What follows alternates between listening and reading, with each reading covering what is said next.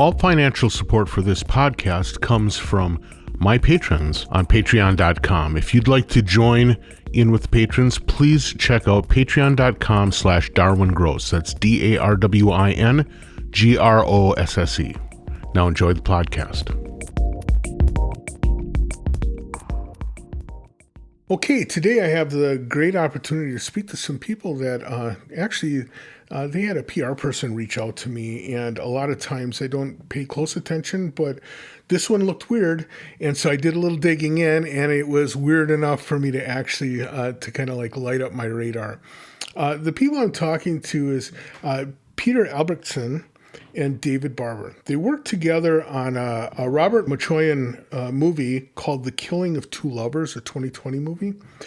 And it was really unique. If you haven't gotten a chance to see it, I hadn't heard of it until this reach out, and then I watched it, and I've been introducing my friends to it as well. It's really interesting, but it has some really unique aspects to it that really made me want to talk to these two folks. So with no further ado, let's say hi to Peter and David. Hey, y'all, how you doing? Hey, Darwin. Thank you for having us. Hi. Yeah, thank you. Yeah, my pleasure. Let's start off, first of all, by talking about this movie a little bit. I was shocked mainly because it's very seldom that I listen to a movie that has, like, no score. There was no soundtrack to it, other than on a rare occasion, generally when the protagonist was getting too stressed out, all of a sudden there was some very, very serious and like angry sound design work that came in. Can you tell me a little bit about how you got drawn into the project and what your perspective is of the work? Peter, I'm going to ask you to start with that. I worked on Robert Machoian's previous feature film, When She Runs, and that was really such a great experience. It inspired Robert for his process on The Killing of Two Lovers, to really integrate sound as a very big part of the storytelling. He wrote me saying, Peter, I've been writing this new script, The Killing of Two Lovers, but I think I can only do this film if you do the sound. And that's quite a pressure, but it's also like a way of saying like how much Robert is into sound and how he really, really wants to explore sound in the way that he tells stories. That meant that from the very beginning of the process, sound was an integrated part of how Robert was telling the story and how he was thinking of the story. So Robert, when he shot the film, and afterwards when he edited the film, when he directed the actors, like, he was constantly thinking of what sound could do. And that really means that for us as sound people, it opens up this amazing creative potential in the storytelling for using sound.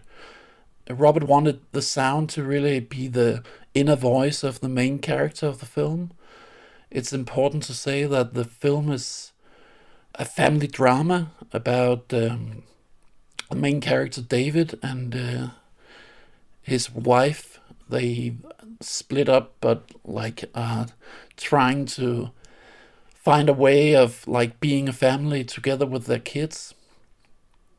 And that kind of story, usually that kind of family drama, like 99% of all those kind of movies would be filled with music. At least have a lot of emotional strings playing most of the time, telling you that you need to cry now. And Robert was really interested in doing the exact opposite of that. So he wanted the sound to tell the inner story of David, but also to open up the film for being much more something that you interpret in your own personal way.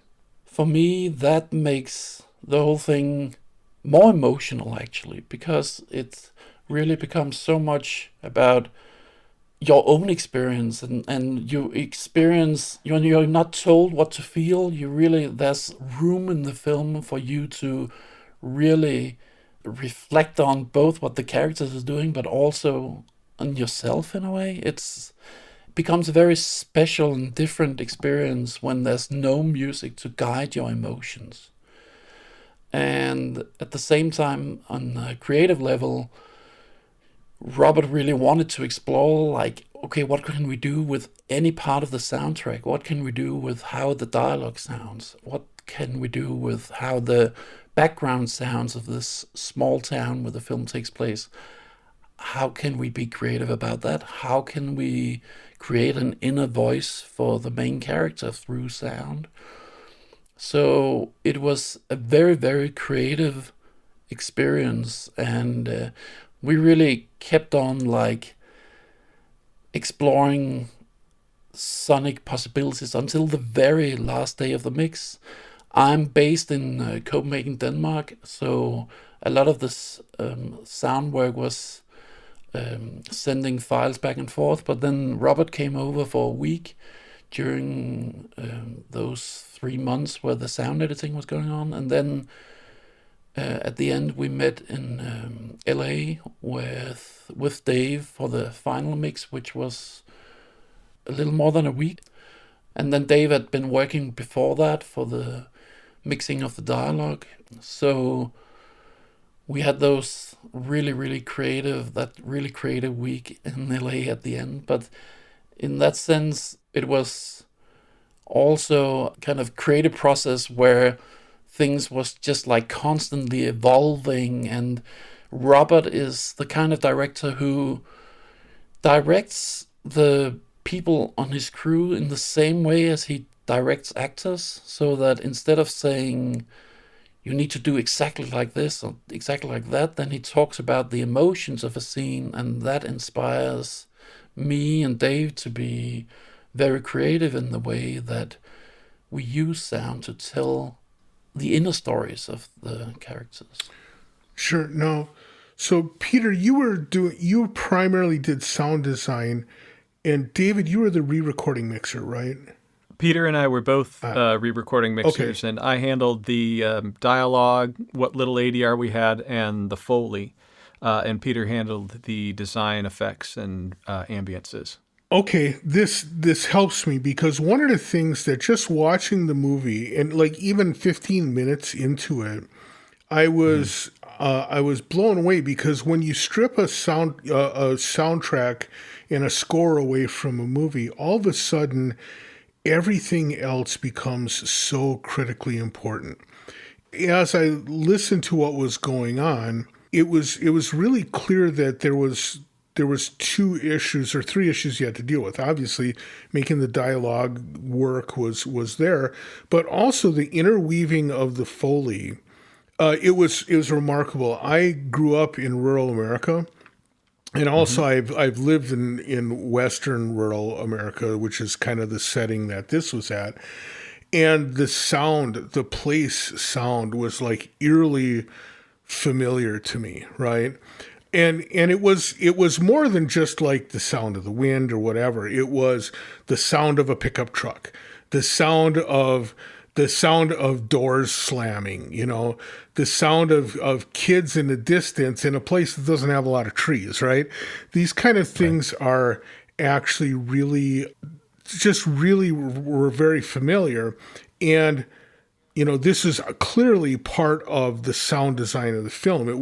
The Foley wasn't there to make it so like when someone walked, you could hear their steps. It was also very much woven into this idea of the soundtrack actually being this combination of sound design and Foley, right?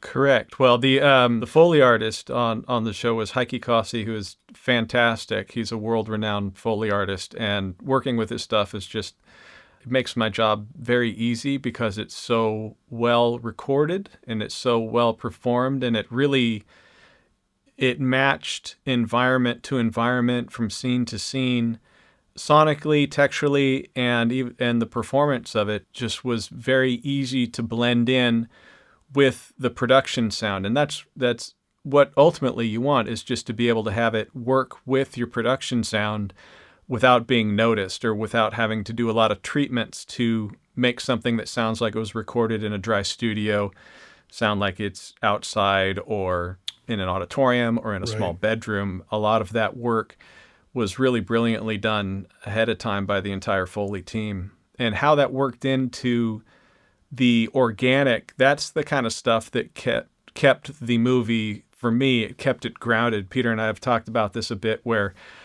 on the dialogue, production, sound, and Foley, my kind of job was the earthiness, the realness of the film. And, Peter's to a degree also on the backgrounds, although he took some liberties that you'll never know about because there's things happening in those ambiences that are so subtle and textural, you don't know, is that a real sound? Is that organic to that environment? Or is that something that's been injected to kind of, subvert our feelings to a degree? And he can talk to more about some of those elements that he brought into the ambiences. But yes, the dialogue was a challenge, and the dialogue was a challenge insofar as on most kind of independent films, a lot of things are very run and gun, catch as catch can, and you deal with those anomalies and artifacts, and you try to work them out without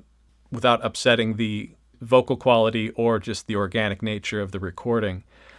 So that was really that was part of the challenge. And then again, just with the way the Foley was recorded and performed, the one thing that I saw when they sent me the film originally, before it had any of the treatment, any of the Foley recorded, there's a scene where David is just out doing odd jobs around the town, how you would kind of make a living in a very, very small town like this. And he's wrapping up bales of, it's either chicken wire or some fencing or something.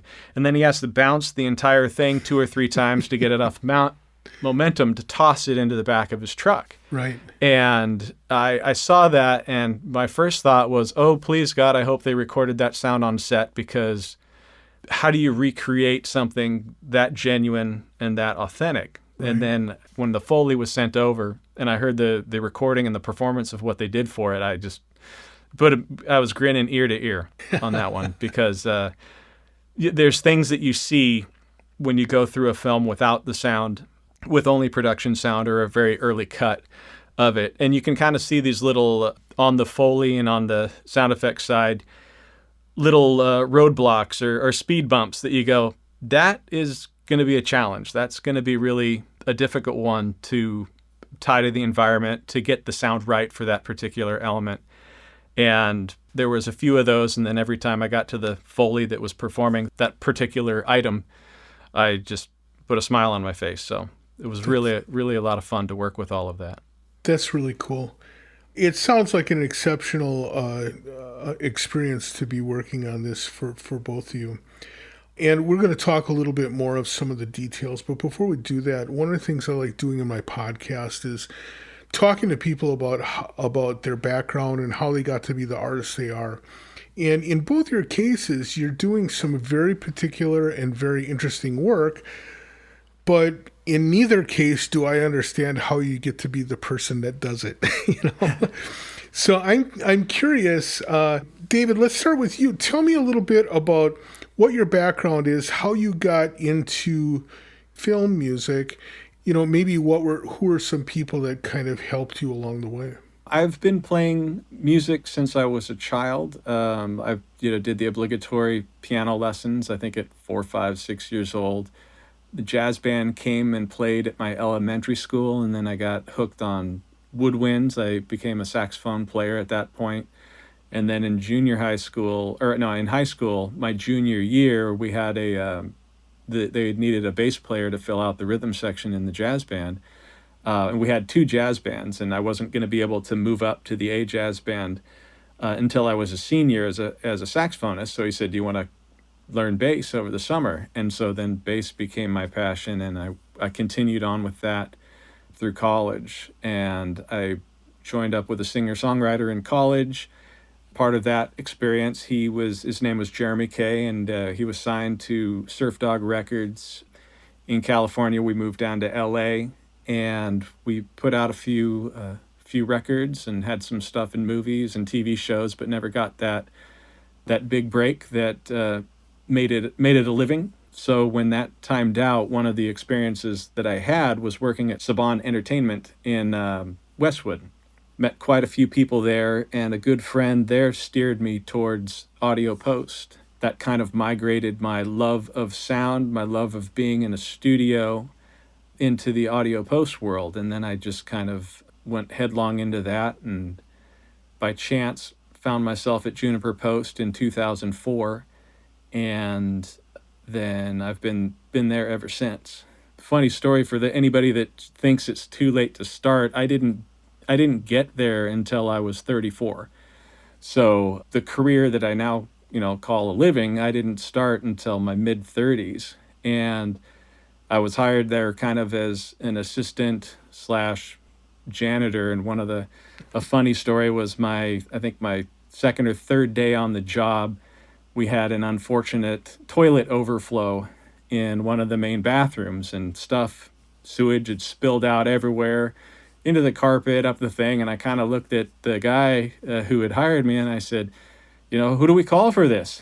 And he put his hand on my shoulder and handed me a mop. And I went, oh, Welcome. okay, that's that. Welcome to the movie world, right? Welcome to the movie world. So yeah, that was my first week on the job at my first post studio, and my only post studio because I'm still there. But so yeah, I went from a 34-year-old, mop boy to re-recording mixer, supervising sound editor, and just kind of said yes to everything. I put myself in positions at that job that I had no right to put myself in, but it was just kind of put me in, coach. And, I leapt first and looked later. I didn't do so stupidly, but I certainly did so ignorantly. I had the confidence that I could figure it out, or that I had the ability to do it, but I didn't do it out of a wealth of knowledge of knowing what I was doing. I just did it out of a great desire to learn. I was given some opportunities, and I just wanted to make the most of every single one that came my way. Sure.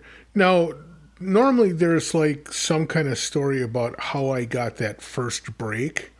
Now, I looked at your IMDb listing, and I scrolled and I scrolled and I scrolled. It was a long time ago that you had your first break.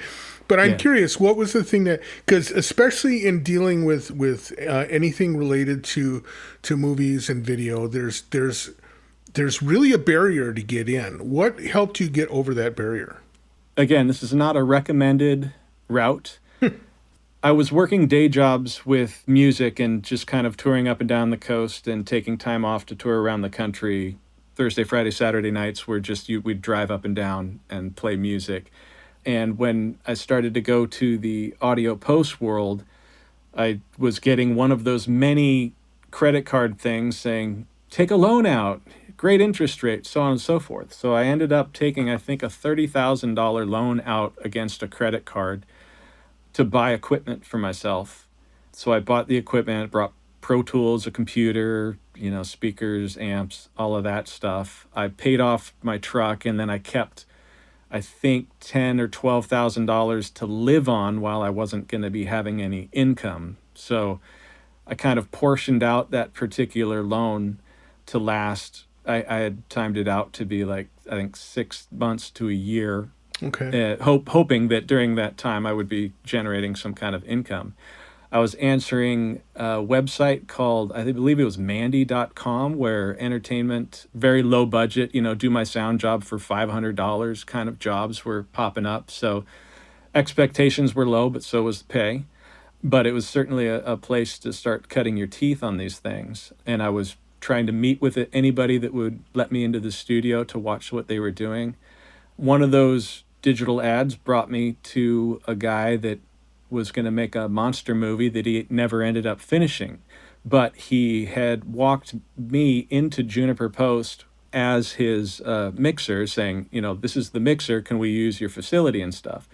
And so while he went into the other room, I kind of looked at these guys. I said, hey, you guys hiring, by the way? And they said no.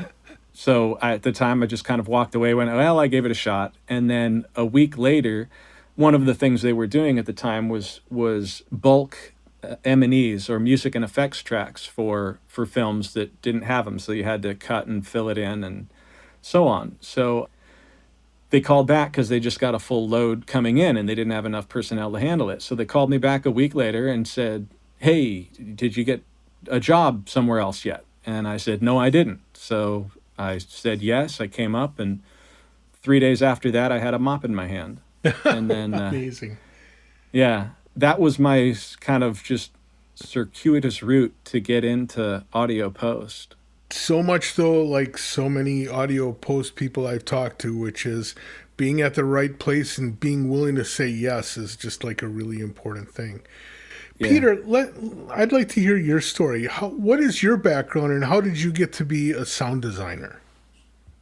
I think sound was a big part of my life from my very childhood. I mean,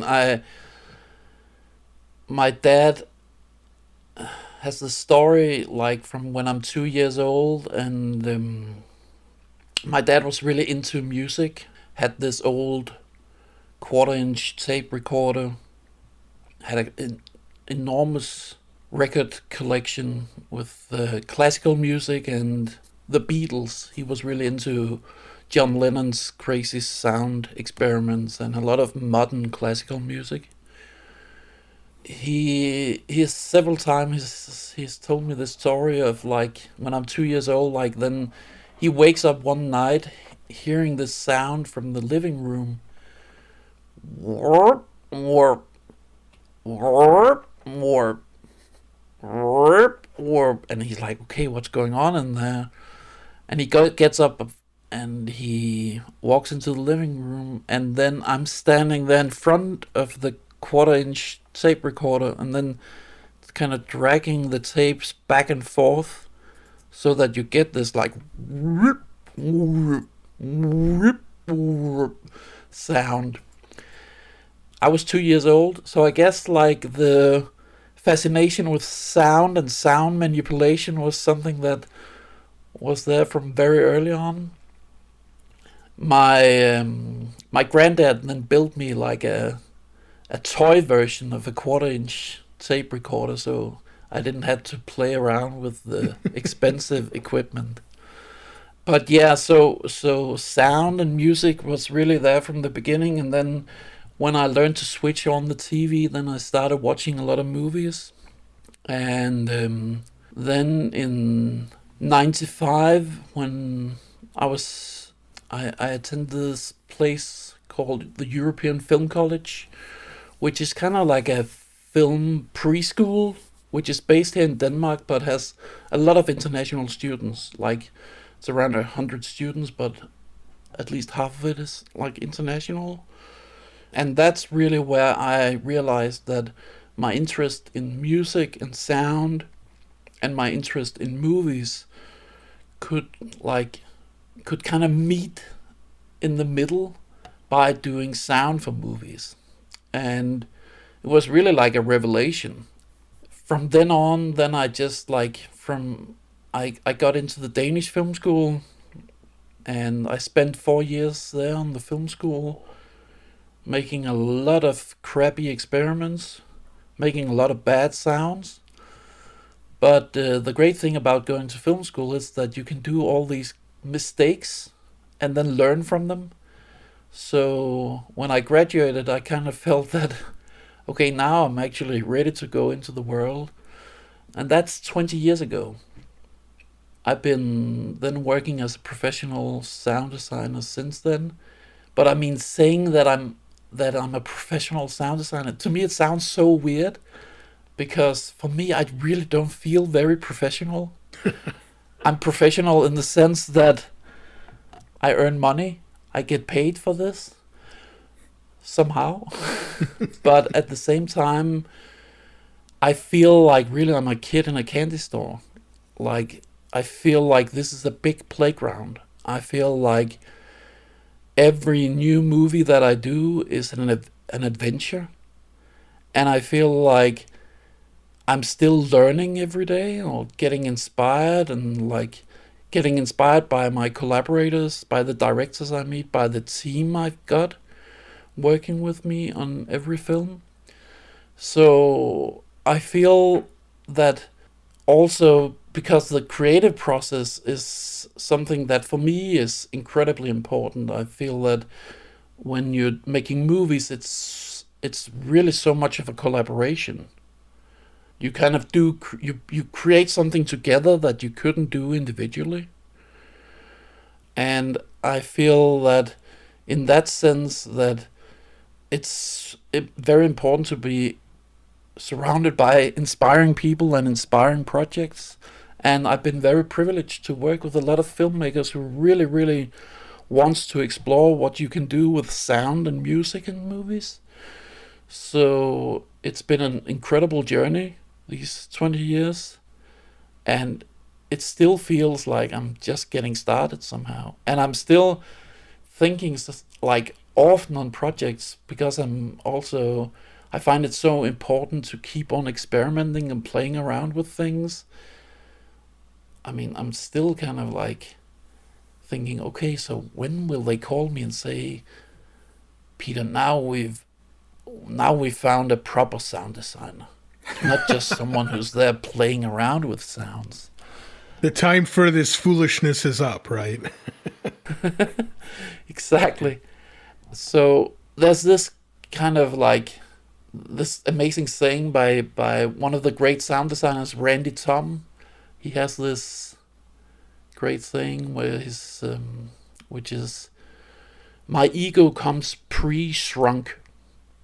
And I really love that because it's kind of like when you're in filmmaking, it's so much about collaboration. It's also so much about like being yourself, but at the same time allowing openness for like other ideas and communication, and that's also why I think that this keeps on being exciting for me. It's like that you get so much new input all the time, and you meet new people, and like meeting Dave, for example. Since we did The Killing of Two Lovers, we've already done like one more feature, one more short film, 2 short films. Yeah. A couple of extra smaller projects on top of that. Yeah. There's this thing that it's almost like you find people who you really connect with, and it's almost like being a family kind of, and you get this strong creative bond, but also a close personal bond, which is for me very important in the creative process. And I feel that often when people talk about sound or think about sound, they think about it in very technical terms. And I'm very, very, very uninterested in technique. I'm often saying that I never read a manual. I feel that sometimes, like this whole thing about being so focused on the technical side, for me, the amazing thing with sound is that it's so emotional. Sound really hits us on a very emotional level, where we're not really aware of it. We're not like, it's a very subconscious thing. We're very conscious of what we see. I mean, we even call it watching a movie. We're not calling it hearing a movie. Mm-hmm. So it's so much about the visuality and like seeing something. And the great thing about that is that as a sound designer, there's so many possibilities for like playing around with sound and really using sound as a very powerful emotional tool, because you get affected by it so deeply as an audience. And for me, the sounds that affects me the most are the most musical sounds. Mm-hmm. And sounds can be very musical without being music. Right. I mean, sounds can be like, I'm so happy when you're talking about the sounds of the small town in The Killing of Two Lovers. I spent so much time on just all those tiny little details of putting in a little creek, putting in a little a train passing, like a truck passing in the distance, a weird animal scream, like 100 meters away, like all these small textures which really leaves an impression on your emotions without you being aware of it at all, consciously. And I really love that part of like working with sound, that it's so much about emotion. Well, that really leads into my question. One of my main questions about this movie is, in a way, it was very difficult for me to tell where sound design ended and Foley began, or where Foley ended and sound design began. It seemed like there was a very tight mesh between those two, and I'm curious, what were the areas where you felt like this is where I, as a sound designer, make my mark or support the film, as opposed to allowing just pure Foley, or even where you say, instead of a Foley like action for the sound of the gunshot in the field, maybe it's important to have a sound design effort behind this. How did you make those calls? What and how did you play that or deal with the interplay of your sound design with the Foley work? I think in many ways that sound design, in a way, is everything you hear. Like, instead of, I mean, sometimes you hear sound design mentioned as something that is about like big spaceships or big sound effects, but I really feel that sound design for me is like when you think about every single sound you use and why you use them. So for me, when doing something like The Killing of Two Lovers and the other movies I work on, but The Killing of Two Lovers is very sound design on every level, in a way. And in some scenes, it's in a very quiet way, very subtle, very like small, tiny sounds, small manipulations going on. In other scenes, it's very loud, present, powerful, harsh, intense.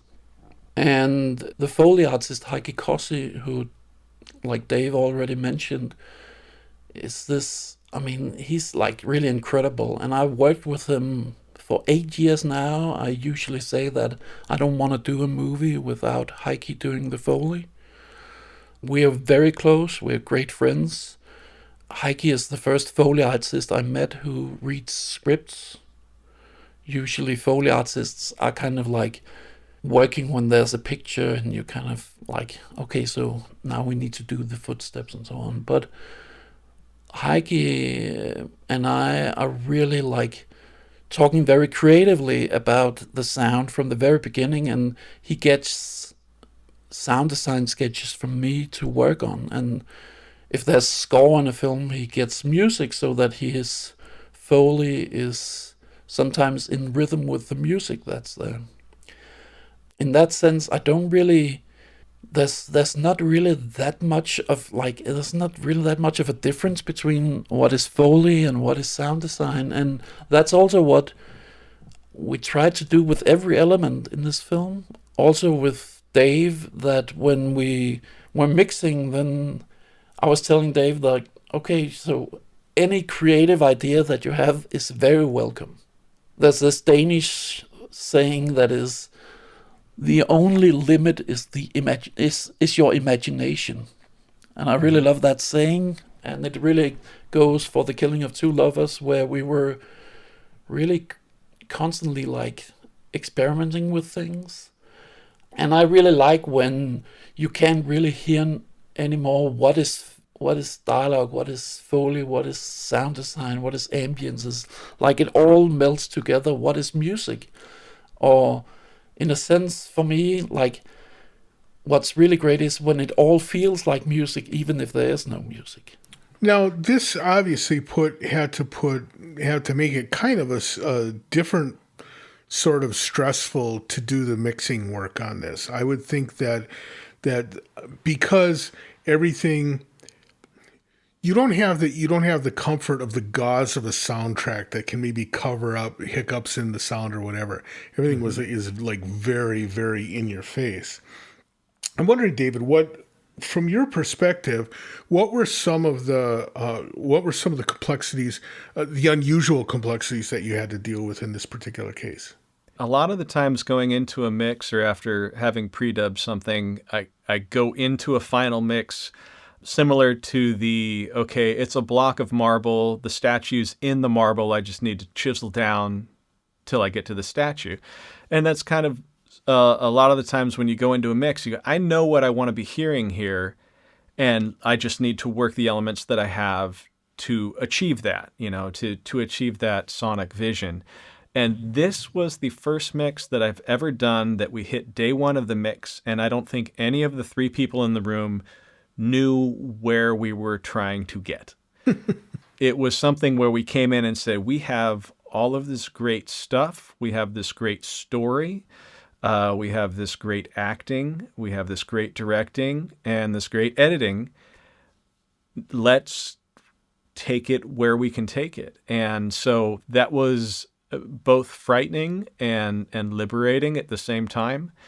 And one of the things is we had a very limited time frame. We had 5 days to complete the film. And so one of the things that's also liberating about that is you don't have any time to overthink everything. You have time to react. You have time to let's go down this road, and you go all the way down that road. And or if it's looked like that road's going to lead nowhere, you abandon it quickly and go in choose a different tack. So that the absolute openness to the creativity of what we were wanting to try to accomplish emotionally for the film, and the collaboration and the willingness on all participants to just open up and go there was really great fun. And also not knowing your destination made you feel like when you got there, you didn't get to the wrong place, because there was no place to get to. There wasn't like, gee, we were shooting for this mark and we just missed it. It was the destination is what you hear. And speaking to the sound design versus sound effects and Foley elements of the film, if you think about the very, very opening of the film, when we open up on David's face, breathing, that breathing is the design of that moment. That is what the emotion of the moment is this intensity. And that didn't happen until 3.5 days into the final mix. When Clayne, the lead actor, came in, we threw up a microphone and said, we need to humanize you in several scenes. And we had marked them out, like, here we're missing the connection, here we're missing the connection, here we're missing the connection. And so he came in and he just did breathing passes for us on that opening scene, and then we just had to cut it in. And imagine that scene without it. Just the image of his face versus the image of his face with the shaky breathing, self-contained, small enough that you believe that the other people in the room don't hear it. But that is immensely powerful, and that was by design for the sound to affect the viewer. So it's, like Peter said, it's not always spaceships and the obvious stuff that you feel are design elements, the car doors and the buzzes and the clicks and whir that are playing David's emotions throughout the film. But something as small as that is, by its very nature, sound design. Right, that's so true, and it's really interesting to think about the totality of this, of the sound of this thing being a sound design effort among many people. I think that's amazing. Now, Peter, I would say though that there is one thing that to me was a very sound designerly moment. And that was related to whenever David would have the character David would be stressed when it was a very high stress situation. All of a sudden there was this banging sound or this clicking click bang kind of thing. Couldn't tell. At first I thought it sounded kind of like a gun, but then later it sounded like a door or something. I don't know. But also a tense sound level. Again, kind of like what you talked about. Something that is sound but musical without being music. It was very much. It very much was a sound design moment. And I'm curious, what did you do to create that, and how did you attach those sounds back to the sound of the rest of the movie? When I talked with Robert about the project for the very first time, he talked about musique concrète, which is this old French style of music which is based only on sounds. So it's music created from sounds. And he was very inspired by that. Robert really loved this idea of using sounds as music. And he also loved that a lot of the musique concrète was often very rhythmical instead of being ambient and like reverberant like it often is when you kind of create internalized sounds for a character. It's often like suddenly there's these big reverbs, or it's like the world gets silent, or it's very dreamy in its sound. Right. But Robert wanted this to be rhythmical and powerful and intense. So when he sent me the very first cut, the very, very first, very rough cut of the film, it had this opening of David running down the street, the main character running down the street. Because so much of the film takes place in his car, I got this idea of using the sounds of the car, like car doors, alarms, screeching metal that I recorded together with my assistant on this scrapyard where you could smash up cars. So we had all these crazy sounds of metal screeches and banging, and like used all that for creating this sound collage for the opening. I mean, I vividly remember like doing that first sound collage, which was like, 3 minutes of abstract car sound noise symphony. And I sent that to Robert. And I was thinking, okay, Robert will think I've lost it, that I'm mad. He will now write me and say, Peter, you're fired. I will find someone who makes sounds in a reasonable way. I mean, I sent this sequence to Robert, and then he didn't get back to me. Like the day after, I didn't hear back from him. Then another day went by, he didn't get back to me. 4 days went by, and I was pretty anxious. And then suddenly I get this mail from Robert saying, Peter, I made a new cut of the film. And then I watched it. And then he had taken this sound collage and then put it like in 8-10 places in the film because he loved it so much. So he thought it was like an integral part of David's character, of the whole film, of the storytelling in the film. So suddenly that sound collage turned into like something that was a sonic motif of the whole film. And then I used those sounds as like, just build on that for the rest of the creative process on the film. But it was pretty amazing to experience that this thing where I had been doing this montage collage of crazy sounds and then having Robert just like interpret that and use it as a really integral part of the film. So that's kind of how these abstract sound montages really became the backbone of the whole soundtrack of the film. Interesting, very interesting. God, I just looked at the clock and we're already well past our time. I lied about how long we were going to do this, apparently. But before we go, I want to ask you one question. I'm really curious about the process of doing the re-recording mixing where you had to work together. You had to collaborate probably because of the complexity of this thing. How did that work? Literally, did you just sit next to each other in a studio and make decisions together? Or what did that process look like? Well, yeah, it is on a lot of the independent and smaller budget things, it's a one-person job. The big budgets, they have two, oftentimes three, or historically three. You would have a dialogue, and then you would actually have a separate music mixer and an effects mixer.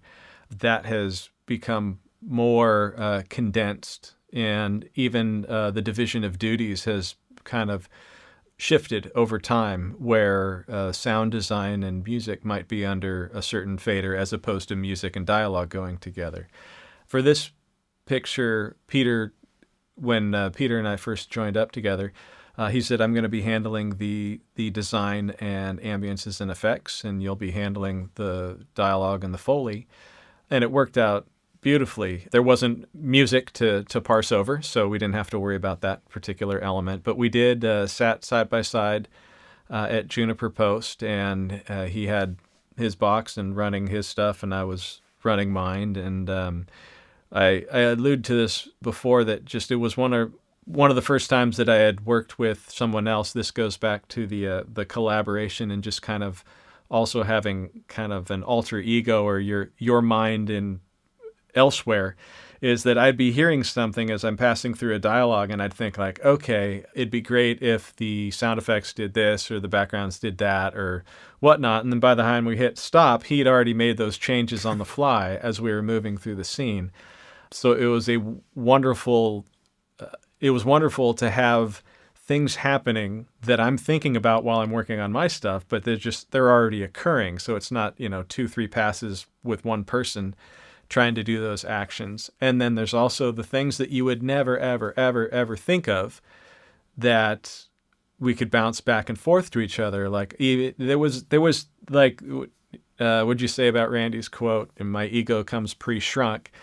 That was absolutely the case here, where it wasn't combative on suggesting something across the console to say like, hey, in your world, why don't you try this? And that wasn't met with resistance or like, hey, I'm doing my thing, you stick to your own set of faders.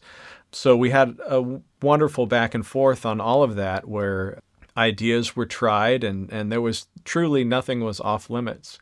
The running sequence up the street he referred to earlier in the opening, we're going up and we had the design building, and there were choices even during that was like, oh, this would be a great spot for another one of those metal groans, or there'd be another spot for a door right here, or here we're getting a little light, or it seems like we've been going too long with this theme.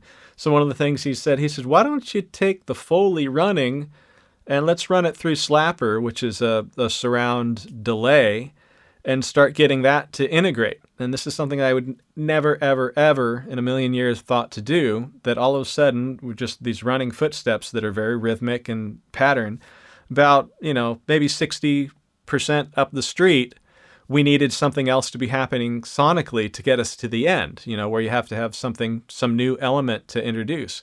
So the element that was introduced was the feet, and all of a sudden they're and then they're going around all the speakers and they're integrating with the doors and the buzzers and the emotive parts of David. And that's just the kind of stuff that you don't sit in a room by yourself and do, And so that is how I think the collaboration and the shared mixing experience was just so valuable. That's amazing. Well, I want to thank you guys so much for having this talk. This is really great to hear some of the background behind both your work and your background coming up, but also in the development of this very unique movie and the sound design behind it. So thank you so much for your time. I so appreciate it. Thank you for having me. Great pleasure.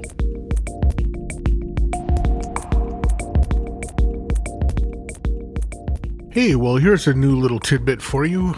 Today is my birthday. I am releasing this on Sunday, and it's my birthday. And so if you want to do me a favor, give me a little birthday present, sign on to YouTube, search for the Art Music Technology Podcast, and just subscribe. I get a little ping every time that happens. It warms my heart a little bit. It helps me stay connected to the people that are listening to this. So even if you don't listen on YouTube, jump over there and sign up. I'd really appreciate it. Besides that, this, as always, is supported by my Patreon supporters, patreon.com/DarwinGross. If you get a chance to sign up to follow, I do some writing over there. Otherwise, if you can contribute, I really appreciate it. Otherwise, I'm going to let you go for today. Have a great one, and we will catch you next time around. Bye.